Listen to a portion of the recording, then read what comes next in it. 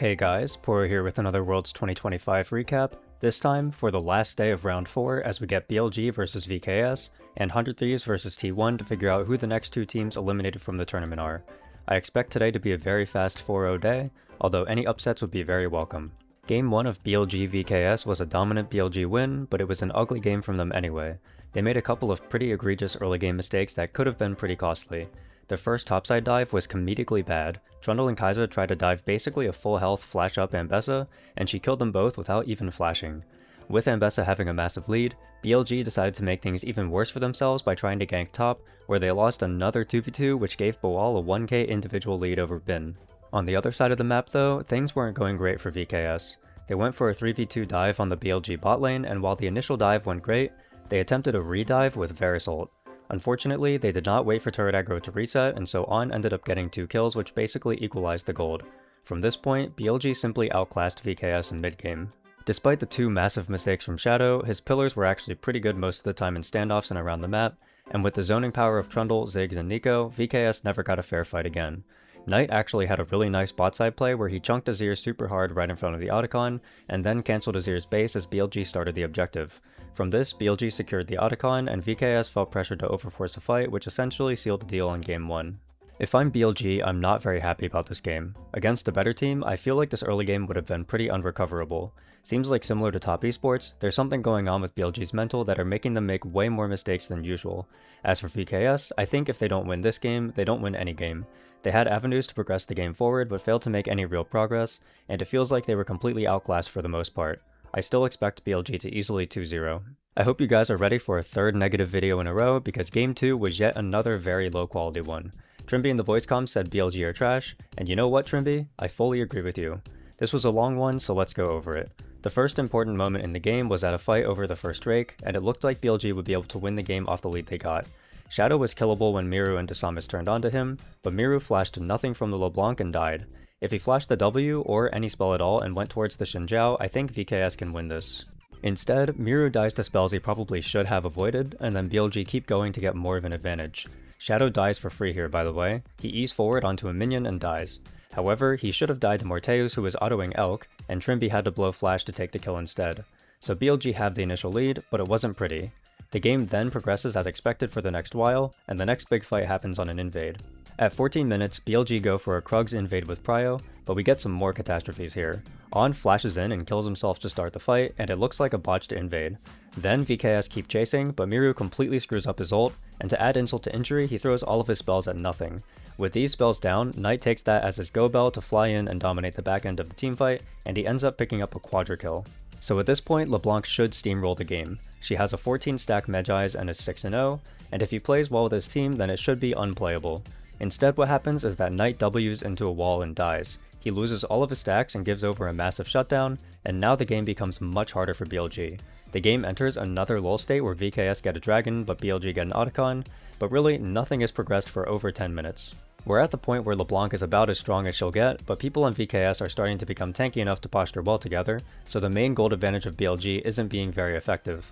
At 31 minutes, On decides to engage onto Cassante over a mid-line brush posture, and VKS take the opportunity to turn hard for the teamfight. It's a pretty bad teamfight from both sides. Poppy is useless before the fight even begins, and the Rumble equalizer hits nobody. Miru and Desamis decide to chase after the useless Poppy though, instead of committing with Boal who was doing work on the backside, so somehow this turns into a BLG 5-for-3 and a Baron. Then BLG makes zero progress with the Baron. In fact, they lose a Drake and a bot tier 2 and get nothing in return for basically a zero impact Baron. Miru then greeds for a Gromp and dies though, and BLG turned this 4v5 situation into a total base annihilation.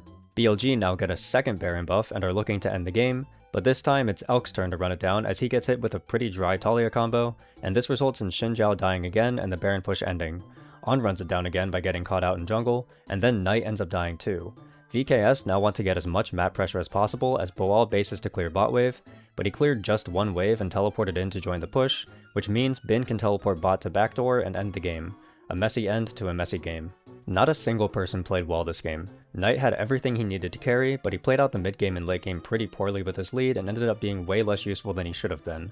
Everyone on BLG had their fair share of bad teamfights or individual ints, and a game that should have ended in 25 to 30 minutes kept on being extended over and over as VKS actually had chances to win. On the VKS side, it was not any prettier. Bawal did well for the first 2/3 of the game, but made a few costly mistakes in late game. Desamas had a few really bad teamfights, including super poor target selection on an Otacon fight that lost them kills. Miru made multiple game-altering mistakes with bad ultimates or overstays, and the bot lane duo had their fair share of coin flip plays that were sometimes good and sometimes bad. There are plenty of things I could point out that happened in this series to explain why both teams were playing poorly, but we would be here for an hour if I did that, and I would rather move on since this is meant to be a short recap. BLG 2-0, but they are not a team who should be even close to a quarterfinals appearance. VKS should honestly not be too disappointed with their year. They went from last place domestically to qualifying for Worlds and putting pressure on multiple teams. Definitely not a high quality series though, and I want to move on to 100 Thieves vs T1. Game 1 of 100 Thieves vs T1 was genuinely a really fun game to watch. EU fans, I know you call me biased towards NA, and who knows, maybe I am, but I actually think this was a pretty solid quality game from both sides here. These two teams absolutely scrapped it out in this one. T1 started the game off with a really clean topside dive from Doran and Owner, and they both played their leads out well for the first portion of the game. However, 100 Thieves weren't giving much ground early and didn't make many laning mistakes, and they waited for their chance to strike back. Doran and Owner would go for another 2v1 dive against Dokla, but this time they wouldn't be so lucky. In the VKS BLG game, BLG went for a 2v1 dive, and it was a horrible look and both of them were inting. In this dive, I actually think the angle looks pretty good, but Dokla played it literally the best he possibly could have and killed both of them. It was a very clean defense, and now 100 Thieves had some momentum. Quid actually solo killed Faker shortly after in mid lane, and then 100 Thieves found a nice dive topside against Doran, and then Faker screwed up again by walking through a choke point and getting killed a second time. The game looked pretty 100 Thieves favored at this point, but T1 did have the first two Drakes, and this would end up becoming the focal point of the game. The third Drake fight was a game of inches. Quid completely outplayed Keria on the bottom side of the fight as 100 Thieves would secure the Drake, and it looked like they could potentially win a 5v4 afterwards. However, Owner had a really nice ult to block the initial engage attempt, and then Faker found a Talia shove on FBI that won them the fight. I personally view this as more of an FBI int since he had flash, but T1 played the disengage well regardless. Next up was the Otacon, and again it was a game of inches. River got in and stole the objective, and Dokla landed an ult on Faker in the backline. T1 again disengaged the fight well though, and both Faker and Keria survived on blinking health bars. Notably, Quid channeled a recall and completed it 1 second before the far side to see T1 on Otacon, and if he was there, they probably win the fight. T1 is now 4k gold up, and they look to start the 4th Drake. Dokla and Doran both send it into the backline of the other team, and they both die while creating space, but T1 mechanically outplay in the 4v4 to win the fight and take Soul Point.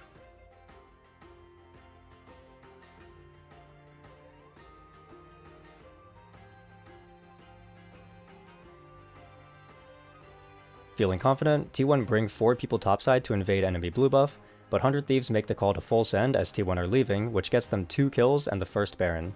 The Baron push completely evens out the gold lead, and now it's anyone's game again.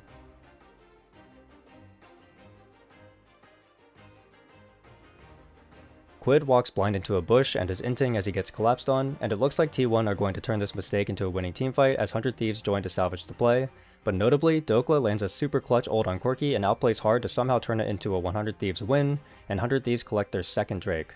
I cannot stress how unbelievably tense the game is at this point. I had no idea who was going to win. Next up is the second Baron fight, and this was a complete fist fight of epic proportions. 100 Thieves actually outplay the first half of the fight pretty hard. Alistar trades flashes with Corki, and then Keria and Owner both go in and get one shot. It looks like 100 Thieves are going to win the fight and win the game, but both Quid and FBI get way too excited and flash forward at Faker, only for Faker to land a 3-man Talia shove that kills everyone and gives T1 the lead again. T1 get Baron, Infernal Soul, and reclaim their massive gold lead, and the next objective up is the Elder Drake. It's a premature send from 100 Thieves though, as they blow their combo onto the Leona and don't even get the one-shot. Dokla and Ayla both aimed for Corki as Quid and River went for Leona, but none of the CC landed on Corki and T1 could easily cut it out. With this advantage, T1 are able to win the Elder fight and end the game. This was actually a well-played game from both sides in my opinion. Dokla was pretty great for 100 Thieves, and everyone else was doing their job for the most part, but the issue was that despite all of this, T1 were locked in enough when it mattered most, and they slightly beat out 100 Thieves in every fight that could have lost them the game. These fights were good fights in theory. Both teams played well around their advantages and set up objectives well, and the fights were won or lost not by macro mistakes, but instead by who had better hands. It really stings to lose this game 1 as 100 Thieves. When you're the underdog and you lose a super tense winnable game, that can sometimes completely kill the mental from the team and lead to an underwhelming game too. We'll have to see how it looks though. Unlike some of the other surprising results we've had, It seems like 100 Thieves did more to rise to the level of T1 this time around, as opposed to T1 running it down. This means maybe 100 Thieves are actually a pretty decent team and could fight until the end. Game 2 had a pretty close kill score for the most part, but honestly, this game never quite felt winnable for 100 Thieves. Essentially what we saw in this one was 100 Thieves playing for kills while T1 played for objectives. River and Quid teamed up to get a kill on Faker, but using these ultimates meant T1 got the grubs. 100 Thieves picked up a kill on the back half of a mid lane skirmish and then found a top kill afterwards, but this meant T1 could collect a second Drake. 100 Thieves grabbed 2 more kills after Doran failed to flash over a wall, but again the commitment of these ults meant that T1 were able to grab the third dragon.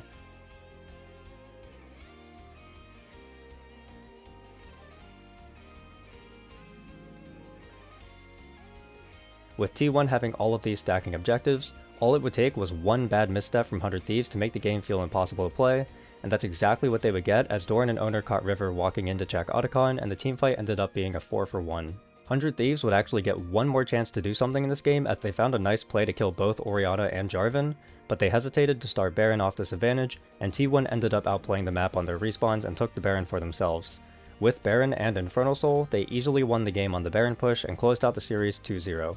This game was very much a clash of styles as both teams had advantages in their own ways, and the winner would be who could capitalize off that advantage. 100 Thieves ended up being worse than T1 in big fights that mattered once again, and the objective lead won out over the gold lead. I think T1 played this game out fine. Definitely a little more messy than game 1 with multiple people getting picked out on timings I didn't mention here, but it was enough to get the job done as 100 Thieves also made one too many big mistakes. With this, 100 Thieves are eliminated from the tournament. I think their run was actually fine for the most part as they drew 4 Eastern teams, beat one, and put up a reasonable fight against the other one. I think they were slated to lose in the 2-2 round regardless of what happened today, but the fact that they didn't roll over and die is a pleasant surprise. Dokla and Quid both played pretty good tournaments individually, which is important for both of them because it's Quid's redemption for his terrible Worlds 2024, and it helps Dokla make a serious case for getting a job offer next season even though he was on the fence about retiring before. As for T1, I actually think they'll be fine in the 2-2 round.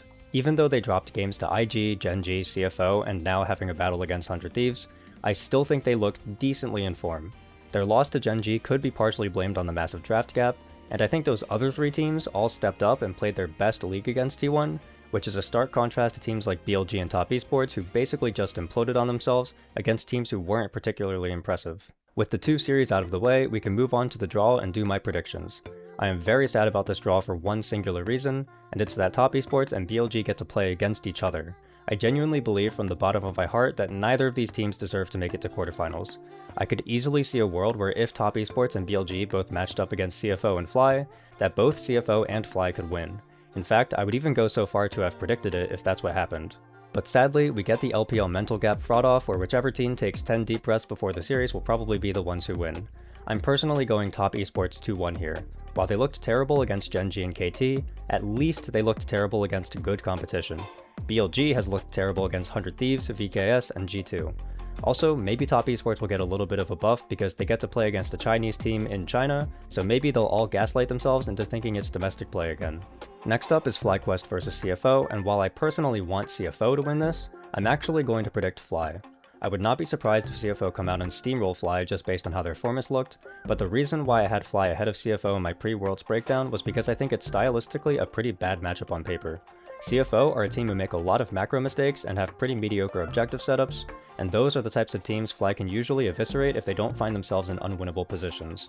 Even though CFO have looked pretty great so far and have at least 4 really good games, they've also lost all of their losses through the same issues I saw from them domestically, which makes me hesitant to doubt the analysis I did before the tournament started. If Fly show up and play the same way they did against G2 and T1, I think they'll probably lose, but if Fly look how they normally look, I do think their style matches up really well into CFO's weaknesses. I'm imagining a world where CFO jumps out to early leads, and then the game is decided based on how clean CFO can close it out. One slip up and Fly will take full control, but a solid mid game will lead to a CFO win. Finally, we have T1 versus MKOI, and I'm going T1 2-0. I haven't been impressed with MKOI at all this tournament, and I don't see how they'll be able to take down a T1 who I think is in decent form. T1 isn't in great form, but it's good enough to still destroy the version of MKOI who have played so far. That's all I have for you for this one. I recently started a Patreon for people who want to support me more while I'm making these videos. I have 3 tiers, each with varying amounts of benefits, including different types of behind the scenes content, and even a custom Poro drawing that I'll display in video outros. If that interests you, check out the Patreon link in the description. I'll see you all for the next one. Bye!